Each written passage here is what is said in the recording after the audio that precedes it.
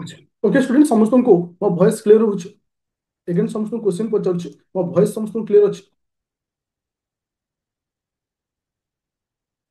Okay thank you देखो ये एबे जो आमे लाइव डिस्कशन करूचे एटा एग्जाम रो दिन तुमको कौन करिवार अछि बा एग्जाम हॉल रे तुमको कौन करिवार अछि बा लास्ट मोमेंट रे तुमको कौन करिवार अछि जदि आज मु तुमମାନଙ୍କ सहित कहे तुमମାନଙ୍କର मझिरे आ मात्र 4टा दिन टाइम अछि एबे तुमମାନଙ୍କୁ गोटे क्वेश्चन କହିबी जे ଏଇ ଯୋଉ 4ଟା ଦିନ ତୁମେ କଣ କରିବ ନିଜ ଡାଇରୀରେ ଏମିତି ଗାର ଟାଣିଦବ ଗାର ଟାଣି ସମସ୍ତ ଟପିକର ହେଡିଂ ଲେଖିଦବ କୋଉ କୋଉ ଟପିକ ସବୁ ରିଭିଜନ କରିଛ ତାକୁ ଟିକ୍ ମାରିବ ଯୋଉ ଯୋଉ ଟପିକ ସବୁ ରିଭିଜନ କରିଛ ଯୋଉଥିରେ ମୁଁ ତୁମକୁ ସ୍ପେସିଫିକ କହିବି polity geography history economics current affair science and ଟେକ୍ଟା ମୁଁ ମାରାଥନରେ ନେଇନି ଯୋଉ ମନ୍ଥ ୱାଇଜ ମୁଁ ପଢେଇଛି ସେଟାକୁ ଟିକେ ଦେଖିନେବ ଯୋଉଟାକି ଇମ୍ପୋର୍ଟାଣ୍ଟ ତୁମମାନଙ୍କ ରହିବ ଆଉ ଗୋଟେ ବୁଷ୍ଟର କ୍ଲାସରେ ମୁଁ ଯେମିତି ତୁମମାନଙ୍କୁ ପଢେଇଛି ସେଟାକୁ ଭଲସେ ଟିକେ ଦେଖିବ କାରଣ ସେଥିରେ ବହୁତ ସାରା ନୂଆ ପଏଣ୍ଟ ଉପରେ ମୁଁ ଡିସ୍କସନ କରିଛି କିନ୍ତୁ ଆକ୍ଚୁଆଲି ମୁଁ ତୁମମାନଙ୍କୁ ଆଜିର ପାଇଁ କଥା ହଉନି ମୁଁ ତୁମକୁ 12 ତାରିଖ ପାଇଁ ଟିକେ କଥା ଡିସ୍କସନ ହବାକୁ ଚାହୁଁଛି 12 ତାରିଖ ଦିନ ଆକ୍ଚୁଆଲି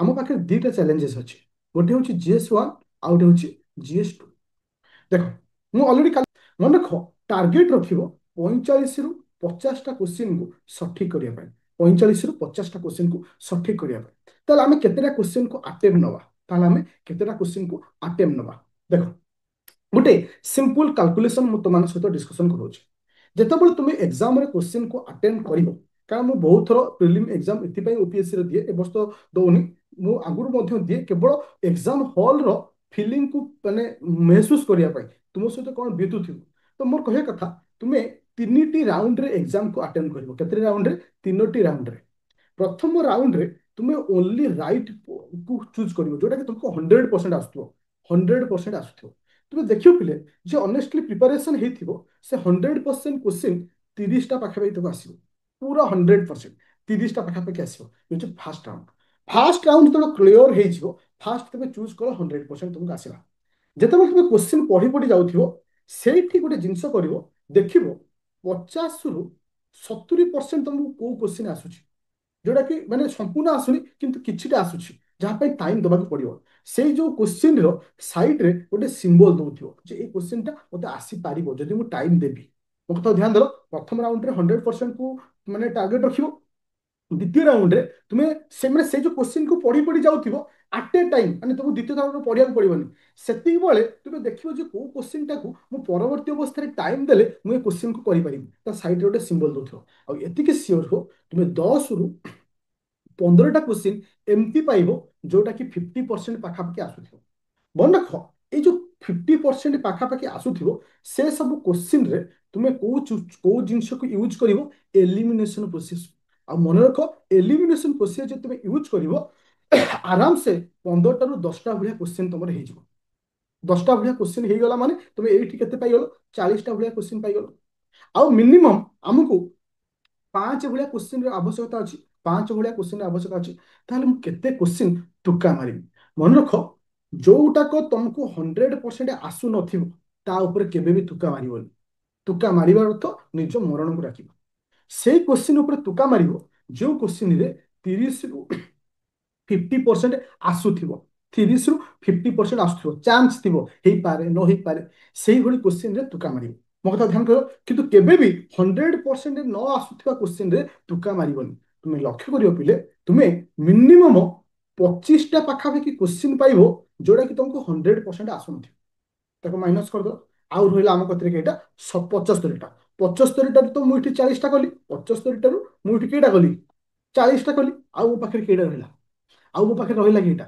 35ଟା ମୋର କହିବାର କଥା ହଉଛି ଷ୍ଟୁଡେଣ୍ଟ ମୁଁ 35ଟା ଉପରେ ତୁକା ମାରିବି କାହା ଉପରେ ମାରିବି 35ଟା ଉପରେ ତୁକା ମାରିବି ଯୋଉ କ୍ୱେଶ୍ଚିନ୍ ମତେ 30%ରୁ 50% ଆସୁଥିବ ସେଇ କ୍ୱେଶ୍ଚିନ୍ ଆଉ ତୁମେ ଲକ୍ଷ୍ୟ କରିବ ଯଦି ତୁମେ 35ଟା ଉପରେ ତୁକା ମାରୁଛ 35ଟା ଉପରେ ଯଦି ତୁମେ ତୁକା ଦଉଛ ମିନିମମ୍ ମିନିମମ୍ ତୋର 15ଟା କ୍ୱେଶ୍ଚିନ୍ ଠିକ ହବ ମିନିମମ୍ 15ଟା କ୍ୱେଶ୍ଚିନ୍ ଠିକ ହବ 20ଟା କ୍ୱେଶ୍ଚିନ୍ ଭୁଲ ହବ 15ଟା କ୍ୱେଶ୍ଚିନ୍ ଠିକ ହବ 20ଟା କ୍ୱେଶ୍ଚିନ୍ ଭୁଲ ହବ 20ଟା କ୍ୱେଶ୍ଚିନ୍ ପାଇଁ ତୁମର ମିନିମମ୍ କେତେ ମାର୍କ ଭଳିଆ କଟିବ 20ଟା କ୍ୱେଶ୍ଚିନ୍ ପାଇଁ 6 ପଏଣ୍ଟ ସମଥିଙ୍ଗ ଓଭରାଲି 7 ନିଅ ଓଭରାଲି 7 ନିଅ 15ରୁ 7 ଯଦି ମାଇନସ କରୁଛି ମୁଁ ଏଠି 8 ମାର୍କ ପାଇଲି କେତେ ମାର୍କ ପାଇଲି 8 ମାର୍କ ପାଇଲି ତାର ଏଠି ମତେ କେତେ ମିଳିଗଲା 40 + 8 ଏଇଠି ମୋର 48ଟା କ୍ୱେଶ୍ଚିନ୍ ହେଇଗଲା କାରଣ ମନେ ରଖ, ଏଇ କନକ୍ଲୁଜନ ଆମେ ପହଞ୍ଚିଲେ ଯେ ଆମର 100% ଆଟେମ୍ପ ନେଇସାରିଲା ପରେ ଯୋଉ କୋଶ୍ଚିନ୍ କୁ ଆମକୁ 30 ରୁ 40 ବା 50% ଆସୁଥିବ, ତାରି ଉପରେ ମତେ ଟୁକା ଦେବାର ଅଛି। ବହୁତ ସାରା ଟିଚର କହିବେ ମତେ 80ଟା କୋଶ୍ଚିନ୍, ସେମିତି ନାହିଁ। 80ଟା କୋଶ୍ଚିନ୍ କରିବାର ଅଛି, କିଏ କହିବ ଯେ ମତେ 70ଟା କୋଶ୍ଚିନ୍ କରିବାର ଅଛି। ସେ ଭୁଲ କେବେ ବି କରିବନି। ସେ ଭୁଲ କରିବ ତ ମାନେ ବହୁତ ଡେଞ୍ଜରିୟସ୍। ସେଇ ସବୁ କୋଶ୍ଚିନ୍ ଉପରେ ତୁକା ଦବ ଯୋଉ କୋଶ୍ଚିନ୍ ଟା ତମକୁ 30 ରୁ 40% ଆସୁଥିବ। 30 ରୁ 40% ଆସୁଥିବ। ଏତିକି। ଆଉ ମନେ ରଖ, ଏ ବର୍ଷର କଟ ଅଫ୍ ମୁଁ ତମକୁ କହିଦଉଛି, ଏଇ ଯୋଉ ଏକ୍ସାମ ର ଏକ୍ସପେକ୍ଟେସନ କହିଦଉଛି। ଜେନେରାଲ କାଟାଗୋରୀର ବୟ ମାନଙ୍କର 95 ରୁ 100, ଜେନେରାଲ କାଟାଗୋରୀର ଗର୍ଲ ମାନଙ୍କର 92 ରୁ 94 ପାଖାପାଖି ରହିବ। ଆଉ ଯଦି ଆମେ ଓବିସି କଥା କହିବା, ଓବିସି କଥା କହିବା, ମନେ ରଖିଲେ ଏଥର ମତେ ଲାଗୁଛି ଓବିସି ର କଟ ଅଫ୍, ଗୋଟେ ସାର୍ ଗୋଟେ ପିଲା କିଛି ପିଲା କିଛି ପଢି ନଥିବ ବଟ୍ ପ୍ରିଲିମ୍ କେମିତି କ୍ଲିୟର କରୁଛି। ଦେଖ ମୁଁ ଏଇଠି ବତେଇଦେବି ତମକୁ, ଜଣେ କିଛି ପଢିନି କିନ୍ତୁ ପ୍ରିଲିମ୍ କ୍ଲିୟର କରିବ, ମୁଁ ତମକୁ ଗ୍ୟାରେଣ୍ଟି ଦେବି। ଗୋଟେ ପିଲା କିଛି ପଢିବନି କିନ୍ତୁ ପ୍ରିଲିମ୍ କ୍ଲିୟର କରିବ, କେମିତି କ୍ଲିୟର କରିବ ସେଟା ମୁଁ ବତଉଛି। তুমি ନିଜେ ବି କହିବ ହଁ ସେ କ୍ଲିୟର କରିବ। ଦେଖ ତାପରେ ଆସିଲା ଏବେ କଣ ନା ଓବିସି। ଓବିସି ର କଟ ଅଫ୍ ମାନେ ଆମେ ଯଦି ପୁଅ ପିଲାକୁ ଦେଖିବା 88 ରୁ 95 ପାଖାପାଖି ରହିବ। ଝିଅ ପିଲାଙ୍କର କଟ ଅଫ୍ ବା ସେଫ୍ ସ୍କୋର ଆମ ପାଇଁ, ମୁଁ ସେ ଓବିସି ବା ଏସି ବିସି ଏକା କଥା। ଏସି ବିସି ପୁଅ ପିଲାଙ୍କର ଯିବ 88 ରୁ 95 ଭଳିଆ ରଖିବ। ଝିଅ ପିଲାମାନଙ୍କର 86 ରୁ 88 ପାଖାପାଖି ରହିବ। କିନ୍ତୁ ଏଇଠି ଗେମ୍ ଚେଞ୍ଜିଂ ଆସିଲା। ଏସସି ଏସଟି ଏମାନଙ୍କର କଟ ଅଫ୍ ଆଜି କହିଦଉଛି ବିଲୋ 40 ରହିବ। ମାନେ 40 ରୁ 50 ରହିବ ପୁଅ ପିଲାଙ୍କର, 40 ରୁ 50 ରହିବ ପୁଅ ପିଲାଙ୍କର, ଝିଅ ପିଲାଙ୍କର ବିଲୋ 40 ରହିବ। କେତେ ରହିବ ପିଲେ? ବିଲୋ 40 ରହିବ। ମୋ କଥା ବୁଝିପାରିଲ ପିଲେ? ବିଲୋ 40 ରହିବ। କାହିଁକି ନା ଏଥରର ଯେତିକି ପୋଷ୍ଟ ଅଛି 50% ପୋଷ୍ଟ ଏମାନଙ୍କର। ତ ସେଥିପାଇଁ ଏମାନଙ୍କର ପୋଷ୍ଟ ବିଲୋ 40 ଯିବ। ତ ଯୋଉମାନଙ୍କର ଏଇ କାଟାଗୋରୀରୁ ବିଲଙ୍ଗ କରୁଛ, ତୁମେ ଟିକେ ମାଇଣ୍ଡଫୁଲି ଆଟେଣ୍ଡ ନବ। କାରଣ ତମକୁ ଝିଅ ପିଲା ଯଦି ଅଛ 40ଟା ଭଳିଆ ଠିକ କଲେ ହେଇଯିବ। 40ଟା ଭଳିଆ ଠିକ ମାନେ 20ଟା କ୍ୱେଶ୍ଚିନ୍, 40ଟା ଭଳିଆ ଠିକ ମାନେ 20ଟା କ୍ୱେଶ୍ଚିନ୍, ତାହେଲେ ହେଲେ ହେଇଯିବ।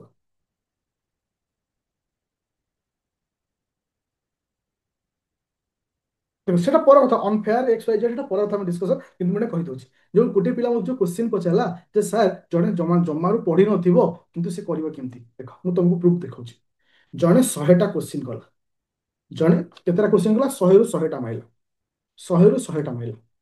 ଠିକ ହବାର ଚାନ୍ସ କେଟା ଅଛି? ଠିକ ହବାର ଚାନ୍ସ କେଟା ଅଛି? ଠିକ ହବାର ଚାନ୍ସ କେଟା ଅଛି? ସପୋଜ 35ଟା ପାଖାପାଖି ଠିକ ହବାର ଚାନ୍ସ ଅଛି। 35ଟା ପାଖାପାଖି ଠିକ ହବାର ଚାନ୍ସ ଅଛି। 40ଟା କିଏ ଧରନ୍ତୁ, 35ଟାରୁ 40ଟା କହୁଛି, ତାହେଲେ ଭୁଲ ହେଲା କେଇଟା? ଭୁଲ ହେଲା କେଇଟା? 65 ପାଖାପାଖି, 65 ପାଖାପାଖି ନା ନାହିଁ? ହଁ କି ନା? ଆଚ୍ଛା, ତାହେଲେ ମତେ କୁହ 65ଟା ଭୁଲ ହେଲା ମାନେ ଏଥିରେ ଡିଭାଇଡେଡ୍ 3 କର। 3 କଲେ ଅଲମୋଷ୍ଟ 22ଟା ଭଳିଆ ତମର ମାର୍କ କଟିବ। ତ 35ରୁ 22 ଗଲା କେତେ? ରହିଲା କେତେ? 1 13 ହଉଛି, 13 × 2 26 ଭଳିଆ ଆସୁଛି। କେତେ ମାର୍କ? ମାନେ ଜଣେ କିଛି ପଢିନି ସେ 26 ମାର୍କ ରଖିଦଉଛି। 26 ମାର୍କ ରଖୁଛି ମାନେ ଯଦି କୌଣସି କାରଣ ଏସଟି ଓମେନ୍ ମାନଙ୍କର କଟଅଫ ବି କମ ଯାଇପାରେ, ଏକ୍ସ ସର୍ଭିସ ପିଲାମାନଙ୍କର କଟଅଫ କମ ଯାଇପାରେ, ହ୍ୟାଣ୍ଡିକ୍ୟାପ ମାନଙ୍କର ମାନେ ଯୋଉ ପର୍ସନ ଅଛନ୍ତି, ଯୋଉ ନାହିଁ ଅଛନ୍ତି, ସେମାନଙ୍କର ବି ହେଇପାରେ। ବୁଝିପାରୁଛ ତ? ତୁମେ ଦେଖିଥିବ 2023 ମସିହାରେ ମାଇନସ କଟଅଫ ଯାଇଥିଲା। 2023 ମସିହାରେ ମାଇନସ କଟଅଫ ଯାଇଥିଲା। ଜଷ୍ଟ ଇମାଜିନ୍, जो तुम जो क्वेश्चन पचार बिना पढ़िक केमती होची, से एई प्रोसेस ही होची। ओके, तो दैट इज इंपोर्टेंट। इंपोर्टेंट होची आमे हम क्लियर हो गले जे आमे केमती एग्जाम हॉल रे अटेम्प्ट करबा। आउ गोटे जिंस क्लियर हेले जे आमे केते क्वेश्चन करबा, आमे केते क्वेश्चन करबा, से विषय मु क्लियर करली। मु सी सेट कथा तो मान कहूची, math reasoning English, math reasoning English. Math रे तुमको मु पांचटा टॉपिक देछि, परसेंटेज एंड प्रॉफिट लॉस, इथरु तीनोटी question. Simple interest and compound interest रु दुईटा क्वेश्चन, टाइम एंड वर्क रु गोटे क्वेश्चन, डीआई रु 4 ରୁ 5ଟା क्वेश्चन। एट तुम 10टा क्वेश्चन पाइगल, जोटा कि तुमको आरंभ रु कहे। आ भेरी सिंपल आसीबो, डिफिकल्ट किछ नै।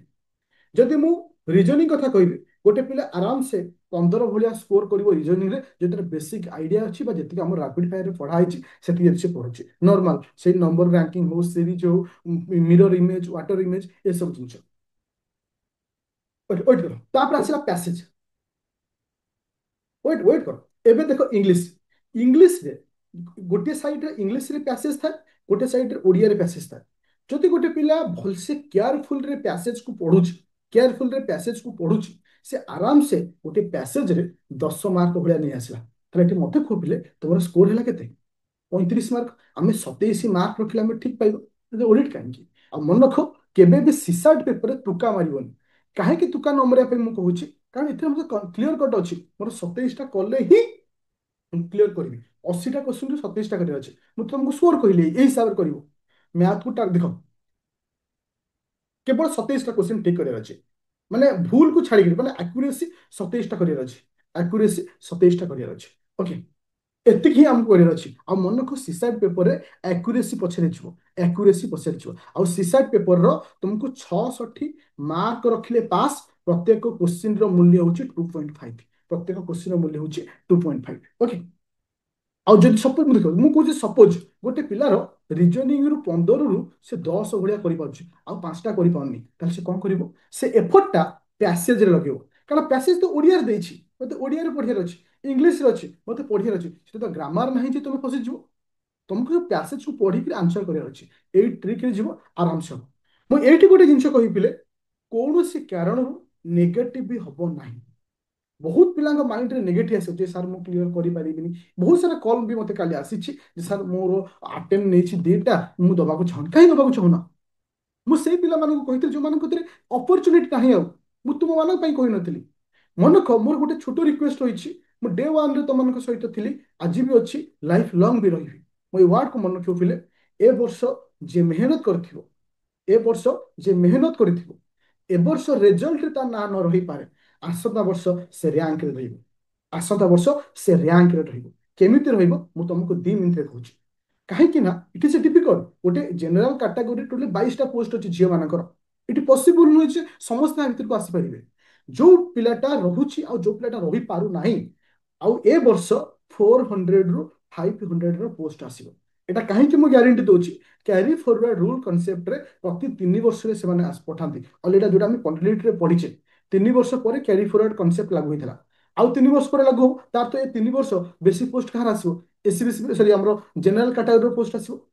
ଜେନେରାଲ କାଟାଗୋରୀ ପୋଷ୍ଟ ଆସିବ। ତାହେଲେ ଜେନେରାଲ କାଟାଗୋରୀ ଯେତେବେଳେ ପୋଷ୍ଟ ଆସୁଛି, ଗୋଟେ ପିଲା ମିନିମମ୍ ଏଥର ଓଏସ୍ ପୋଷ୍ଟ 70ରୁ 80ଟା ପାଖାପାଖି ଆସିବାର ଅଛି। ଏଥର ତ ଓଏସ୍ ପୋଷ୍ଟ 6ଟା ଅଛି। ଏ ବର୍ଷ ଓଏସ୍ ପୋଷ୍ଟ ଗ୍ରୁପ ଏ ର 6ଟା ପୋଷ୍ଟ ଅଛି। ତ ଏ ବର୍ଷ 70ରୁ 80 ଭଳିଆ ଆସିବାର ଅଛି। ଯଦି ତୁମେ ଏଫର୍ଟ ଏଠି 100% ଦେଇଥିବ, ମୁଁ ଆଜି ଅନେଷ୍ଟଲି କହୁଛି ସେ ପିଲା ଏଠି ର୍ୟାଙ୍କରେ ଆସିବ। କାହିଁକି? ସେ କେବେ ହାରିଯିବନି, କେବେ ଭାଙ୍ଗି ପଡିବନି। କାହିଁକି ନା ଏ ବର୍ଷର ଯୋଉ ଏକ୍ସାମ ହବ, ଏଟା ଗୋଟିଏ ବର୍ଷରେ କମ୍ପ୍ଲିଟ ହବ। ପ୍ରିଲିମ ଏକ୍ସାମ ଜୁନ ମାସରେ ହବ। ତୁମକୁ ଜଣା ପଡିବନି କେତେ ଶୀଘ୍ର ହେଇଗଲା। ମେନ୍ ଏକ୍ସାମ, ଆଜି ଆମେ ଯୋଉ ନଭେମ୍ବର ମାସରେ ପ୍ରିଲିମ ଦଉଛେ, ଆର ବର୍ଷ ଏ ନଭେମ୍ବର ତୁମେ ମେନ୍ ଦଉଥିବ। ମୁଁ ଲେଖିକି ଦଉଛି ଆଜି ତୁମକୁ, ନଭେମ୍ବର କିମ୍ବା ଅକ୍ଟୋବର ଲାଷ୍ଟକୁ। ଏଟା ଗ୍ୟାରେଣ୍ଟି ସହିତ କହିବି। କାରଣ ସେତିକି ମୁଁ ମୋର ଇଏ ଉପରେ କନଫିଡେନ୍ସ ଅଛି। ମୁଁ ସବୁବେଳେ ତମକୁ ଯାହା କହେ, ଆଜି ବି ସେୟା କହୁଛି, କୌଣସିଥିରେ ମିଥ୍ୟା ନାହିଁ। ତ ତୁମେ ଯୋଉ ଦିନ ପ୍ରିଲିମ ଏକ୍ସାମ ଦେଇକି ଆସିବ, ସେଇଦିନ ସାଇଡ୍ କରିଦବ। ରେଜଲ୍ଟ କଣ ହବ that is the second issue. ପ୍ରଥମ ହଉଛି ମେନ୍ ପାଇଁ ପଢା ଷ୍ଟାର୍ଟ କରିଦବ। ଯଦି ପ୍ରିଲିମ କ୍ଲିୟର ହେଲା, ତାହେଲେ ମେନ୍ରେ ତୁମେ ଯାଇକି ବସିବ। ଯଦି ପ୍ରିଲିମ କ୍ଲିୟର ନହେଲା, କିଛି ନାହିଁ, ନେକ୍ସଟ ଥ୍ରୋ ଦେବି। ଜଷ୍ଟ ଆମକୁ ଏଇ ହିସାବରେ ଯିବାର ଅଛି। ଆଉ ଏଥର ଏକ୍ସାମକୁ, ଏକ୍ସାମ ହଲକୁ ଏଣ୍ଟ୍ରି କରିବ, no stress, no stress, only ଏନ୍ଜୟମେଣ୍ଟରେ ଯିବ। ମୁଁ ଯିବି, କ୍ଲିୟର କରିବି, ମୁଁ ମାନେ ମାନେ ସେଇ ଥଟ୍ରେ ଯିବ ଯେ ମତେ ଏଥର କରିବାର ଅଛି। ଯଦି ବି ନ ହଉଛି, ଆଇ ଡୋଣ୍ଟ କେୟାର। ଯଦି ବି ନ ହଉଛି, ଆଇ ଡୋଣ୍ଟ କେୟାର, ଏଇ କନସେପ୍ଟରେ। ଆଉ ଯଦି ଷ୍ଟ୍ରେସରେ ଯିବ, ତମେ ଡିମୋଟିଭେଟେଡ ହେଇଯିବ। ଓକେ, ତ thank you student. I hope ସମସ୍ତେ ସେଇ ପଜିଟିଭ ଆଉ ସେ ଏନର୍ଜେଟିକରେ ଥିବ। ଆମେ ଯେତିକି ପିଲା ବି ଅଛ, ଯୋଉମାନେ ଭରସାରେ ଅଛ, ମୁଁ ତୁମକୁ କଥା ଦଉଛି, 2026 ତୁମମାନଙ୍କ ପାଇଁ ଶେଷ ବର୍ଷ ହବ ପାଠ ପଢିବା। ଓକେ, ଆଇଦର 2025 ରେଜଲ୍ଟରେ ରହିବ କିମ୍ବା 26 ରେଜଲ୍ଟରେ ରହିବ, କୌଣସି ରେଜଲ୍ଟ ରହିବ। Okay, thank you.